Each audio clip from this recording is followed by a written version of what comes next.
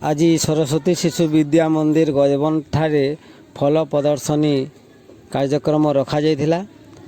एथिरे फल गुड़िक चिन्हट करने सहित ताहार उपकारिता विषय रे धारणा दिया जाइथिला। हार्दिक अभिनंदन तथा शुभेच्छा। आज आम फल विषय जानिबा, फलर उपकारिता विषय जानिबा, क्यों फल खाइले कौन हुए से विषय आम समस्ते किछि किछि जानिबा। समस्त भाई भौणी माने कदली को देखिबा एवं ता विषय जानिबा। किछि कदली त्वचा को दांत को सफा करे, ओजन बढ़ाई थाए।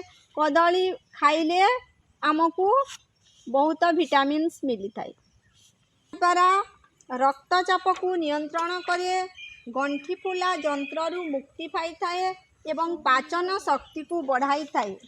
डालिंबर उपकारिता द्वारा ओजन ह्रास करे, लिभर को सुस्थ रखे, हृदरोग हुए नहीं। एथिरे बहुत पुष्टिसार थाए, शक्ति थाए। केउ फल अमृतभंडा। अमृतभंडारे प्रचुर परिमाण रे शक्ति थाए। आउ अमृतभंडा खाइले हमर पाचन शक्ति को बढ़ाई थाए, हजम क्रिया को मध्य बढ़ाई थाए। समस्ते कहबा बिजुली। बिजुली खाइबा द्वारा हजम शक्ति को बढ़ाई थाए। धर एटा केउ फल खजूरी रे बहुत रक्त होई थाए, हाड़ को मजबूत करी थाए।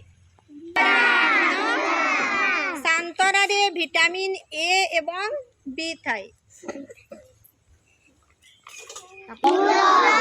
समस्ते कहबा अंगूर। अंगूर खाइले कौन हुए जानिच? कोष्ठकाठिन्य रोग दूर होई थाए, त्वचारू दाग एवं व्रण दूर होई थाए। अंगूर खाइबा।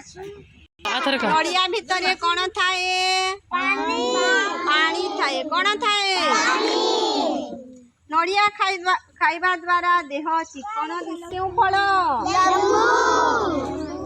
लेंबू खाइबा द्वारा विटामिन सी थाए। आउ ओठ फाटे नहीं, एडी फाटे नहीं, रोग प्रतिरोधक शक्ति बढ़ी थाए। फल हाथरे विभिन्न प्रकार विटामिन थाए, आउ एथिरे शक्ति थाए। केते गुड़िए फल विषय जानिला। फल खाइबा द्वारा हमर कैल्शियम अभाव दूर करे, आउ एथिरे प्रचुर परिमाण रे शक्ति तैयारी हो।